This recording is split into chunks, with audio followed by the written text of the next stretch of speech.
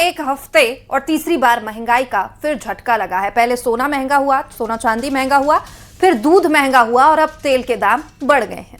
Petrol और diesel की कीमत में 3 रुपए से ज्यादा का इजाफा किया गया। ईरान युद्ध के बाद कच्चा तेल 50% महंगा हो चुका है। लेकिन इसके अनुरूप देश में पेट्रोल डीजल की कीमत नहीं बढ़ी थी। लेकिन अब तेल कंपनियों को हो रहे नुकसान को देखते हुए सरकार की ओर से यह बड़ा फैसला लिया गया। पेट्रोल और डीजल की कीमत आज से बढ़ाई गई है। इससे केवल पेट्रोल पंप पर ही आपको ज्यादा पैसे नहीं चुकाने पड़ेंगे, बल्कि इसका आपकी जिंदगी पर व्यापक असर भी होने वाला है। पेट्रोल डीजल की कीमत बढ़ने से देश में महंगाई में उछाल आने की आशंका है, क्योंकि इससे माल ढुलाई महंगी होगी। साथ ही बस का किराया महंगा हो सकता है और कैब या बाइक राइड के लिए भी आपको ज्यादा पैसे चुकाने पड़ सकते हैं।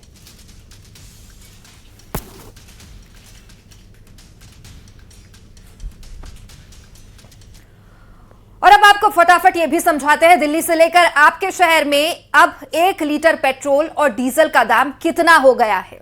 तो सबसे पहले बात राष्ट्रीय राजधानी दिल्ली की करेंगे, जहां तेल पर 3 रुपए से ज्यादा की बढ़ोतरी के बाद अब यहां 1 लीटर पेट्रोल 97 रुपए 77 पैसे का हो गया है, जो पहले 94 रुपए 77 पैसे का था। और वहीं डीजल की अगर बात करें तो 87.67 रुपए था और अब ये 90 रुपए के पार हो चुका है। वहीं राजधानी भोपाल में 1 लीटर पेट्रोल अब आपको 110 रुपए 52 पैसे में मिलेगा। पहले यह दाम 107 रुपए 38 पैसे थे और 91 रुपए 87 पैसे डीजल के दाम थे, जिनमें जो अब 94 रुपए 98 पैसे प्रति लीटर हो चुके हैं और करीब यानी कि 95 रुपए तक यहां पर डीजल पहुंच चुका है। बात इंदौर की भी कर लेंगे, जहां 1 लीटर पेट्रोल पहले 106 रुपए 67 पैसे का था, जो अब 109 रुपए 81 पैसे का हो गया है। डीजल की दाम करें तो इसमें भी इजाफा हुआ, 91.91 रुपए था और अब ये 95 रुपए 2 पैसे हो गया है।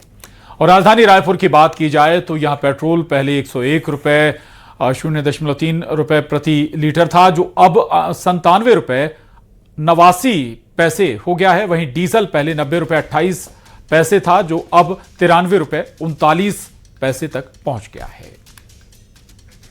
तो राजधानी भोपाल के लोगों का कहना है कि पहले से ही महंगाई की मार झेल रहे घर के बजट पर अब एक बार फिर से बढ़ी कीमतों से यह बड़ा संकट खड़ा हो गया है। हालांकि कुछ लोग वैश्विक युद्ध के हालातों को इस तेजी की वजह मान रहे हैं। वहीं ग्वालियर में लोग मायूस नजर आए। लोगों का कहना है पेट्रोल डीजल के रेट बढ़ने से अब सब चीजों के दाम में बढ़ोतरी होगी, महंगाई बढ़ेगी, इसका सीधा असर आम जनता पर पड़ेगा।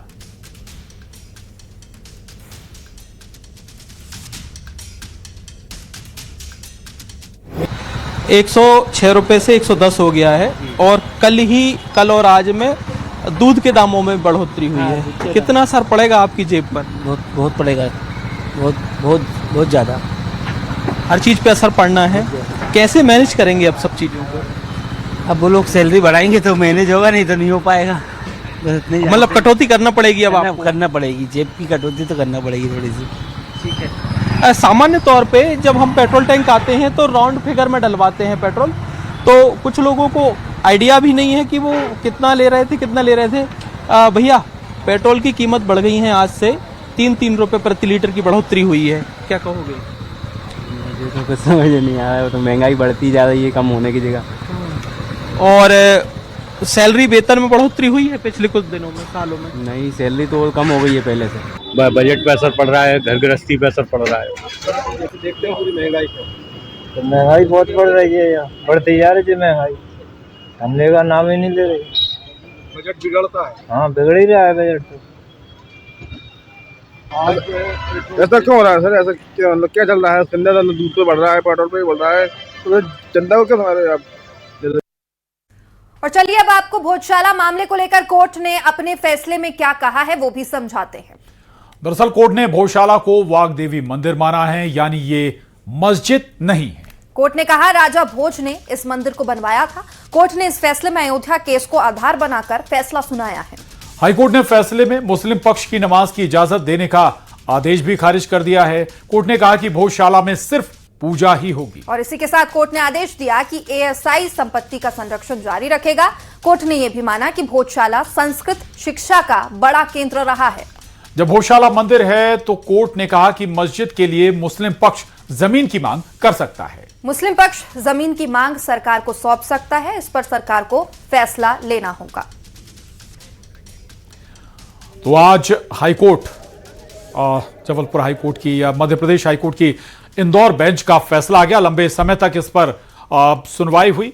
अलग अलग याचिकाएं, 5 याचिकाएं लगाई गई थी। इसके अलावा 3 इंटरवेंशन भी थे और अब आपको बता दें कि फैसला आ चुका है और इस फैसले से तस्वीर साफ हो गई है कि ये मस्जिद नहीं बल्कि मंदिर है। तो चलिए अब आपको भोजशाला मामले को लेकर कोर्ट ने क्या कहा है एक बार फिर से समझाते हैं। दरअसल कोर्ट ने भोजशाला को वाग देवी मंदिर माना, यानी ये मस्जिद नहीं है। और कोर्ट ने कहा है कि राजा भोज ने इस मंदिर परिसर को बनवाया था। कोर्ट ने इस फैसले में अयोध्या केस को भी आधार बनाकर फैसला सुनाया है। हाईकोर्ट ने इस फैसले में, अपने फैसले में मुस्लिम पक्ष की नमाज की इजाजत देने का आदेश खारिज कर दिया है। कोर्ट ने यह भी कहा है कि भोजशाला में सिर्फ पूजा ही होगी। और इसी के साथ कोर्ट ने यह भी आदेश दिया है एएसआई ही संपत्ति का संरक्षण जारी रखेगा। कोर्ट ने यह भी माना भोजशाला संस्कृत शिक्षा का बड़ा केंद्र रहा है। जब भोजशाला मंदिर है तो फिर कोर्ट ने यह भी कहा कि मस्जिद के लिए मुस्लिम पक्ष जमीन की मांग भी कर सकता है। मुस्लिम पक्ष जमीन की मांग सरकार को सौंप सकता है और इस पर सरकार फैसला लेगी।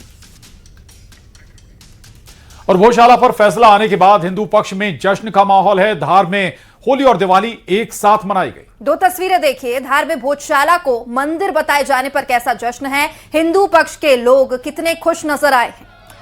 उधर मुस्लिम पक्ष ने साफ कर दिया है कि वो हाईकोर्ट के फैसले के खिलाफ सुप्रीम कोर्ट में इस फैसले को चुनौती देंगे। तो 2 तस्वीरें हालांकि आपके टीवी स्क्रीन पर भोजशाला से। दरअसल फैसला आने के बाद होली और दिवाली एक साथ मनाई जाने लगी। खुशियां और रंग गुलाल उड़ना शुरू हो गया। दरअसल कई दशकों से यह मामला कोर्ट में चल रहा है। अलग अलग मौकों पर सरकार ने इसमें फैसले भी लिए और काफी लंबे समय से यहां पर हिंदू पक्ष पूजा भी कर रहा था तो मुस्लिम पक्ष शुक्रवार को नमाज भी अदा कर रहा था।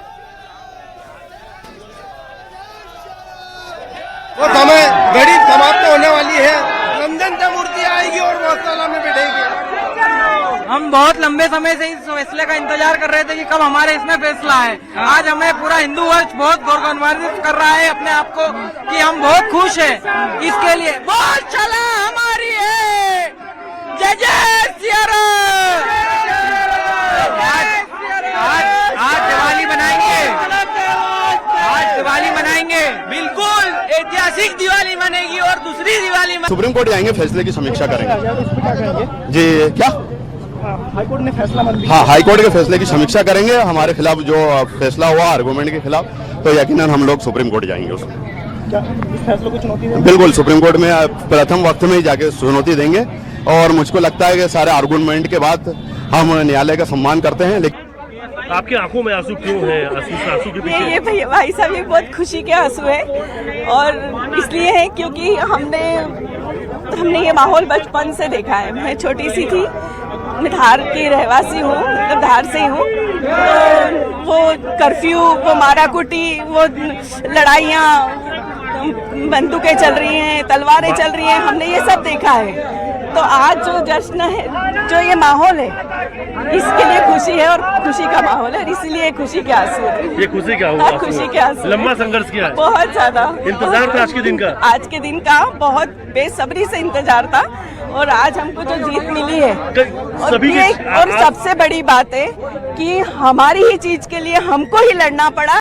फैसला बहुत आश्चर्यजनक है और हमारे जो तथ्य रखे थे हमारे विद्वान वकील साहब ने, सलमान खुर्शीद साहब ने, शोभा मेनन साहब ने, उसके लेकर हमको पूरा उम्मीद थी कि इस तथ्यों को माननीय हाईकोर्ट सुनेगी और हमारे पक्ष में फैसला करेगी। लेकिन कहीं का इतिहास और कहीं के आधार पे जो जो माननीय हाईकोर्ट ने बोला तो उसके निर्णय का हम सम्मान करते हुए कहते हैं कि ये निर्णय समाज को स्वीकार नहीं है। उसमें जो भी खामियां हैं उसको लेकर हमारा जो संवैधानिक अधिकार है तो उसको लेकर हम जरूर